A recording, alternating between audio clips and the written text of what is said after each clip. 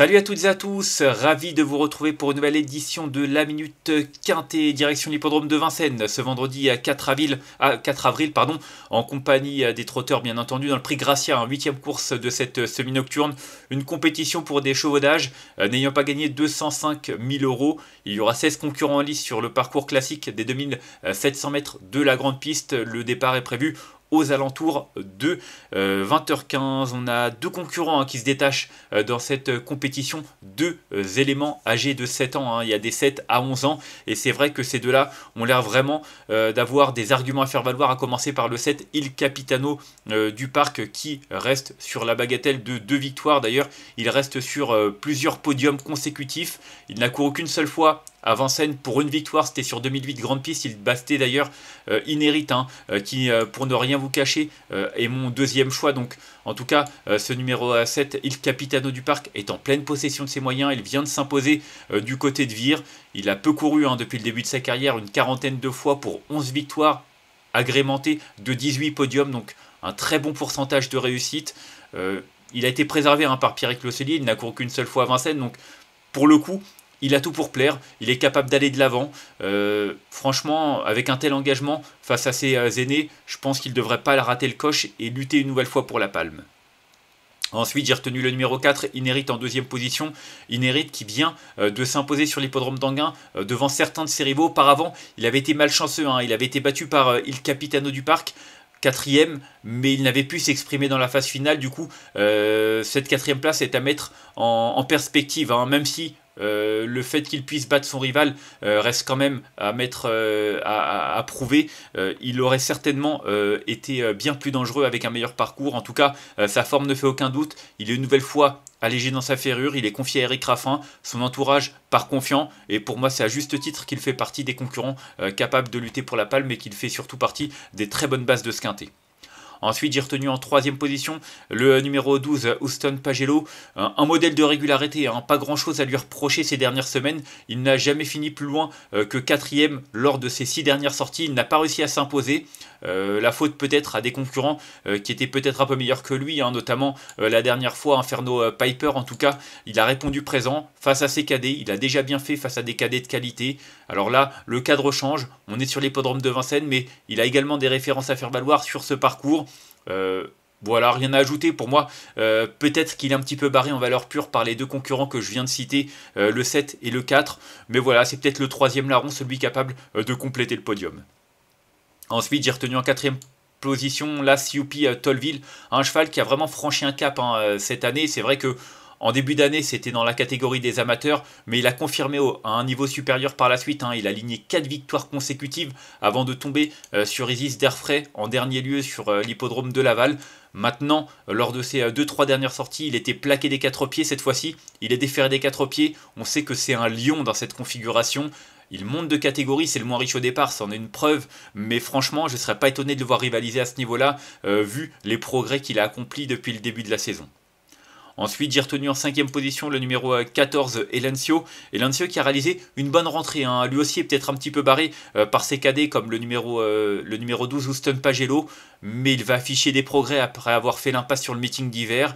Il est bien engagé, il est déféré des 4 pieds, il arrive avec de la fraîcheur. Franchement, il a pas mal d'arguments à faire valoir. Comme je l'ai dit, pour moi, face à des 7 ans, peut-être un peu meilleur que lui, ça va être difficile de lutter pour la victoire, peut-être même pour une place sur le podium, mais c'est un cheval qui est courageux, qui est maniable, qui sait tout faire durant le parcours. Avec Benjamin Rochard, je pense qu'on a en droit de lui accorder un certain crédit. Ensuite, j'ai retenu en 6e position le numéro 6, Instructor. C'est presque un regret de le retenir aussi loin, Instructor. C'est un cheval qui manque un peu de maniabilité, mais franchement, il a des sacrées références à faire valoir.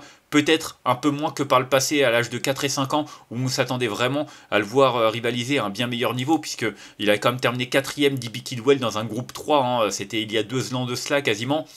Franchement, c'était pas rien. Maintenant, il a connu des fortunes diverses depuis cette tentative. Il a quand même montré qu'il était capable de rivaliser à ce niveau-là, notamment il y a un mois de cela, en terminant 4e d'une course du même acabit derrière Indusval, Finger des Boards ou encore Hold Up Rané. Faut savoir qu'Indusval, il a quand même terminé 3e de l'étape du GNT à Salon de Provence depuis, donc la ligne est excellente. En plus, il partait en seconde ligne sur 2100 mètres. C'est un cheval de tenue, mais comme je l'ai dit, Le manque de maniabilité m'a fait le retenir un petit peu plus loin. J'aurais préféré avoir Alexandre Abrivard avec moi, même si Léo Abrivard se comporte bien en général au sulky. C'est vrai qu'avec un tel cheval, faut rester prudent et ça peut faire la différence. Donc voilà, ce sera juste mon 6e choix. Ensuite, en 7ème position, j'ai retenu le numéro 2, Impérial du Rabutin. Seulement 7ème, hein, lui aussi, je l'ai retenu peut-être un petit peu loin. Maintenant, c'est un cheval qui n'a couru que 2 fois cette année, donc il peut lui aussi se prévaloir d'une certaine fraîcheur. Dernièrement, dans la course référence disputée à Anguin il y a 3 semaines, il a terminé 6ème, mais cette sortie lui a certainement fait le plus grand bien. Il a des références à faire valoir, notamment en région parisienne, même si c'est vrai qu'il écume la province avec une belle réussite. Il est régulier, il n'a pas beaucoup couru. Franchement, il fait l'arrivée quasiment une fois sur 2 sur le podium depuis ses débuts. C'est de sacrées statistiques. Voilà, maintenant c'est l'un des moins riches, il y a de l'opposition, va falloir qu'il soit patient et qu'il longe un peu le rail pour espérer fournir sa meilleure valeur. Si c'est le cas, il peut prendre une 3, 4, 5e place. Et enfin en 8ème position, j'ai retenu le 11 Imberland. C'est un petit regret de le retenir aussi loin lui aussi, hein. Il a terminé 2ème de la course clé disputée à Anguin derrière Inérit le 14 mars. Maintenant il faut faire des choix. C'est un cheval qui a vraiment connu une période un peu délicate l'année dernière, mais tout ça est derrière lui. Il est en pleine possession de ses moyens, il est déféré des 4 pieds, il est bien engagé. Voilà, il n'y a pas grand chose contre lui, peut-être le fait de revenir à Vincennes, même s'il a déjà bien fait sur cette piste et qu'il a même déjà gagné un quintet hein, sur 2008 grande piste. Mais voilà, je vous l'ai dit, il faut faire des choix, c'est une course qui est un peu plus ouverte qu'il n'y paraît pour les places, et lui fait bien entendu partie des belles possibilités. Et enfin, en cas de non partant, j'ai retenu le 16 Garou du Chêne.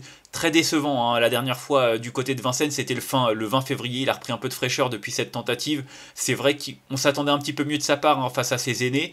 Et c'est vrai qu'il n'a pu faire mieux que 6ème dans un quintet face à des chevaux âgés de 10 et 11 ans. Là, il y a les 7 et 8 ans. Ça complique sa tâche, mais honnêtement, vu la qualité de l'engagement et le fait qu'il soit déféré des 4 pieds, c'est certainement qu'on en attend quand même un bon résultat. Peut-être pas pour jouer les premiers rôles, mais pour une 4-5e place, on peut pas l'écarter totalement. Donc voilà, ce sera juste un regret de ma part. On va faire un petit récapitulatif de ma sélection avec le numéro 7 que j'ai retenu devant le 4, le 12, l'As, le 14, le 6, le 2 et le 11. Et en cas de non partant, le numéro 16. En conseil de jeu, je vous l'ai dit, pour moi 7 et 4, c'est les deux bases de la course. Hein, et le Capitano du Parc et le 4 Inérit. Il n'y a pas grand chose à leur reprocher, tout comme le numéro 12, hein, Houston Pagello, qui découvre un bel engagement, qui est ultra régulier, qui a fait ses preuves sur cette piste. Honnêtement, quand on fait le papier à l'état brut, 7, 4 et 12 ressortent pour les bases. Hein. Pour la victoire 7 et 4, pour moi, ça me semble vraiment très très bien. Le 12, pour moi, c'est la 3e bonne base, mais comme je vous l'ai dit, il y en a d'autres. Hein. Là, Pitalville qui est irréprochable. Voilà, le 14 qui a fait une bonne rentrée. Ça va être une question de parcours, je pense, pour certains d'entre eux, mais en tout cas, on a un quintet qui a quand même la chance d'avoir pas mal de points d'appui assez solides avant le coup. On va se quitter là-dessus. Moi, je vous remercie d'avoir suivi cette nouvelle édition de la Minute Quintet. Si vous avez aimé cette vidéo, n'hésitez pas à la liker, à la partager ou encore à vous abonner à notre chaîne YouTube en cochant la petite cloche pour être au courant des prochaines vidéos. On se retrouvera samedi, une nouvelle fois du côté de Vincennes, avec une très belle réunion qui nous attend. D'ici là, je vous souhaite une excellente journée et de bons jeux à tous. Bye bye.